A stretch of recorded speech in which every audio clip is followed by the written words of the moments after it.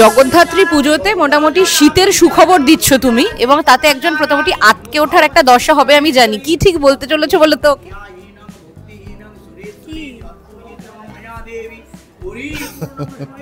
এটা তো জানার কথা নয় এখন, কারণ প্রযোজক এখনো অ্যানাউন্স করেননি। একটি গুণীর সন্ধানে এই শীতে, ও মাই গড, আমি সত্যি জানতাম না এটা। ক্রিসমাস আরে নাইস নাইস নাইস, আসছে, একদম আসবে, এবং আমরা সবাই এটা সামনে বসে বলছি তো। হ্যাঁ, ছবি ভালো হবে, সবাই খুব Definitely খেটে ভালো হবে। খুব ভালো করে কাজ করেছে। কিন্তু আমি যেটুকুনি জানি যে অরিন্দম দত্ত ইন্ডাস্ট্রি মহলে একটা নাম আছে যে অরিন্দমশীল আসলে যত্নশীল, তারপরে আসে মননশীল, সৃষ্টিশীল, অনেক কিছু চলে আসে। তো সেখান থেকে দাঁড়িয়ে তোমার অরিন্দম দার সাথে এর আগেও কাজ হয়েছে, এই কাজটার পরে যখন ফাইনালি মুক্তি পাচ্ছে অনেক ঝড়ঝাপটার পরে, শোনা এবং পুরো এক্সপিরিয়েন্সটা কি ছিল যদি? নিতিন মাসি ফিল্মটা আমার জন্য ভীষণই স্পেশাল।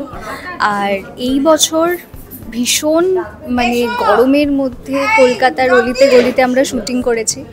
তো আমি খুবই এক্সাইটেড। আর এই বছরের মানে এই একটি খুনির সন্ধানে মিতিন, এই গল্পটা না খুব স্ট্রং। আগের যে কটা মিতিন হয়েছে আমি কম্পেয়ার করতে চাই না, বাট আমি খুবই হোপফুল, এবং আমার মনে হয় যে এই বছরের গল্পটা অনেক বেশি স্ট্রং এবং এক ঝাঁক তারকা একটা ছবির মধ্যে আছে। তো আশা করি দর্শকের খুব খুব ভালো লাগবে। আর আজকে মায়ের সামনে বসে যে এত সুখবরটা আমি জানতে পারলাম, এটার থেকে বড় আর কিছু হয় না। মা জাস্ট আশীর্বাদ করুন যে আমাদের ছবি যেন অনেক অনেক সাফল্য পায় আর দর্শকের আশীর্বাদ পায়। দাদা, তুমি একটা বলো যে গত বছর থেকে এবছরের পুজো একটা দীর্ঘ সময় যাওয়া, টলিউডে অনেক সিনেমা মুক্তি, তার মধ্যেও আমরা অনেক কিছু দেখেছি, মানে ইন্ডাস্ট্রির অন্দরমহলের অনেক কাটাছেড়া আমাদের সামনে এসেছে। তোমার কিরকম গেল? দেখো, প্রথমত এবছর আমাদের 192তম বছর আমাদের জগদ্ধাত্রী পুজোর।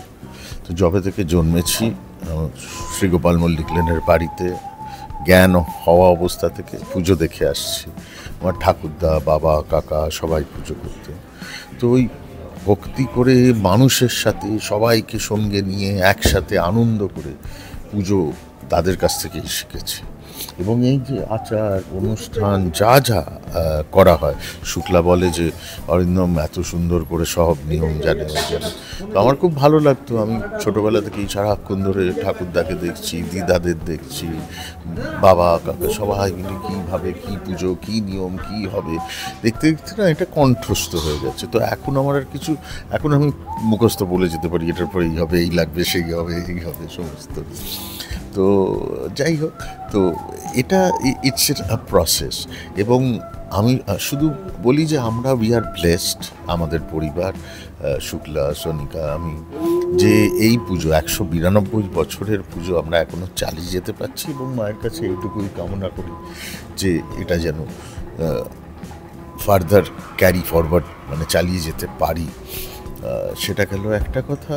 আর হচ্ছে গত বছর আমার বাবা গত হন, তো সেই জন্য এইভাবে পুজো গত 2017 থেকে আমরা করছি। তো সেইভাবে তো গত বছর করা হয়নি, খুবই ছোট করে আমার কন্যার সংকল্প করেছিল। এবছর আবার যেভাবে আমরা চাই সেইভাবে পুজোটা করতে পারলাম, সবাই মিলে, বন্ধু বান্ধব, আত্মীয় স্বজন অনুরোধ করে করতে। এখন নবমী পুজোর আমরা এক্ষুনি হোম যজ্ঞে বসব।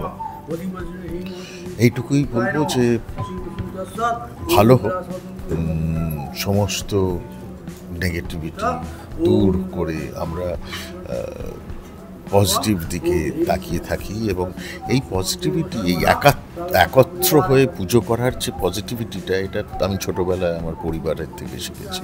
এবং তার একটা অদ্ভুত শক্তি আছে। সেই শক্তিটা কিন্তু তোমার জীবনে দেয় অনেক বাধা বিপদ, অনেক কিছু কাটিয়ে তোলার সেই শক্তি কিন্তু পাওয়া যায়। এবং এইটুকুই বলবো যে আমরা সবসময় যে সবাই মিলে একসাথে পুজো করব, সবাই মিলে আনন্দ করে পুজো করব।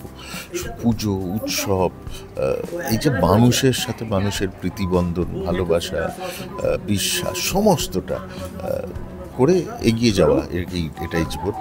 বাংলা চলচ্চিত্র গত বেশ কিছুদিন ধরে ভালো হচ্ছে, ভালো ছবি হচ্ছে, দর্শকরা বিশেষ করে হলে যাচ্ছে, সর্বভারতীয় স্তরে স্বীকৃতি লাভ করছে। এর থেকে ভালো আর কি হতে পারে। আর আমার নিজের জন্য খুব আনন্দের বিষয় যে আমার দুটো ছবি প্রায় পরপর মুক্তি পেতে চলেছে। আর সব কিছু ঠিক হলে শীতকালে আসছে, মানে আমাদের বড়দিনে আসছে, আর তারপরেই নতুন বছরের আবার নতুন ছবি কর্পূর আসছে। দাদা, শেষ করব, খুব তাড়ায় আছো বুঝতে পারছি। তুমি পারিবারিক বন্ধনের কথা বলছিলে, আর আমরা এখন দেখতে পাই যে পরিবারগুলো ধীরে ধীরে ভেঙে যাচ্ছে, আলাদা আলাদা হয়ে যাচ্ছে। সেখানে দাঁড়িয়ে এই একই ছাদের তলায় সবাইকে আবার নতুন করে নিয়ে আসা, এটা আর তার সঙ্গে এত পুরনো পারিবারিক নিয়মগুলোকে ধরে রাখা, একইভাবে মেনটেন করে, এটা কি এফর্টলেসলি আসে, না একটা এফর্ট দিতে হয়? মন থেকে চাইলে যেটাই চাইবে সেটা এফর্টের দরকার হয় না, সেটা ভেতর থেকে চাইলে সেটা সবসময়। আর মা তো নিজে এসে পুজো উনি তো নিতে চাইছেন, নিচ্ছেন, তো ওনার পুজো উনি করিয়ে দেন। আর ভেঙে যাওয়ার কথা বলছো, আসলে ভেঙে যাওয়া নয়, আমরা সমাজের প্রবর্তনের সাথে সাথে, ইভলিউশন অফ সোসাইটির সাথে সাথে সামাজিক নিয়মকানুনগুলো বদলাতে থাকে। সেখানে যৌথ পরিবার থেকে নিউক্লিয়ার ফ্যামিলি ইত্যাদি এইগুলো ঘটেছে আমাদের। তো সেখানে আমরা পরিবার ছেড়ে চলে আসলেও আমার ভাই ওখানে বসে আছে, আমরা সবাই মিলে একত্রিত হই পুজোর সময়, তার স্ত্রী রয়েছে, সবাই মিলে এসে এখানে কাজকর্ম হচ্ছে, আত্মীয় স্বজন সবাই প্রত্যেকে তাদের নিজস্ব নিউক্লিয়ার মানে জীবনযাপন করছে। কিন্তু এই পুজো আমাদের একত্রিত করে, এটাই উৎসবে পরিণত হয়। আর এই যে আমরা অ্যাপার্টমেন্ট লিভিং, কন্ডোমিনিয়াম লিভিং, মানে যেখানে আমরা নিজেরা ফ্ল্যাট, সেখানে কিন্তু একটা বড় যৌথ পরিবার তৈরি হয়, মনের মতো মানুষ, মনের মতো বন্ধু, সবাই মিলে একত্রিত হয় একটা পরিবার। ইনফ্যাক্ট বলি যে এই যে আমাদের পুজো, তাতে আমাদের বেশ কিছু বন্ধুবান্ধব আছে, পরিবার, যারা ওতপ্রোতভাবে এই পুজোর সাথে জড়িত এবং তারা এই পুজোয় বিশেষভাবে অংশগ্রহণ করে। বেশ। আর তোমার বাড়ির পুজো মানে দারুণ ভোগ এবং একই ছাদের তলায় সেটা খাওয়া, কিন্তু ভোগ না খেয়ে যাবে না। সেটা জানি, ওটা প্রথম থেকে এটা কড়া শাসন আছে। কি কি আছে যদি একটু বলো? আমি দেখছিলাম পেল্লায় আয়োজন চলছে। আমাদের যা আজীবনকাল চলে এসেছে, আমাদের সেই এক খাওয়া দাওয়া হয়, খিচুড়ি, লাবড়া, আর বেগুনি।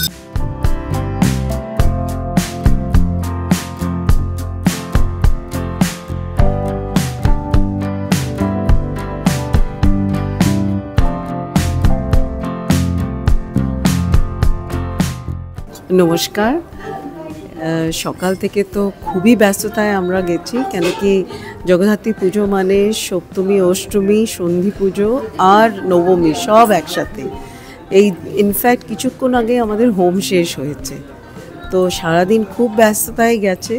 কিন্তু ব্যস্ততাটাও বোঝা যায়নি, কেন কি এত সুন্দরভাবে সব আত্মীয় স্বজনের সাথে, বন্ধুদের সাথে সারা দিনটা কাটানো হয়েছে মায়ের পুজোতে। তো কী করে যে দিনটা শেষ হয়ে গেল এটাই বোঝা গেল না।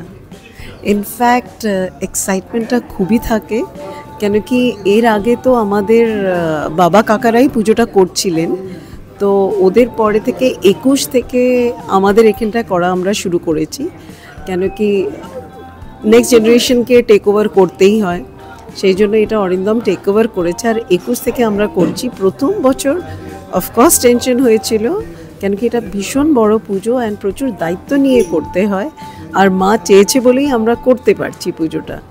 তো 21-এর পরের থেকে এখন মোটামুটি পুরো ব্যাপারটা না খুব সুন্দর অ্যারেঞ্জমেন্টসে এসে গেছে। সেই জন্য অ্যাকচুয়ালি আর প্রেশারটা নেই, বাট এক্সাইটমেন্ট। এই দেখুন কালকে বিসর্জন হয়ে যাবে, and we are already looking forward, আসছে বছর আবার হবে। তো বুঝতেই পারছেন কীভাবে আমাদের চিন্তা ভাবনা যাচ্ছে এটা নিয়ে। So we are very excited and very happy. আর মা চাইছি বলেই হচ্ছে সব কিছু, তো এটা সব ওনারই ইচ্ছে।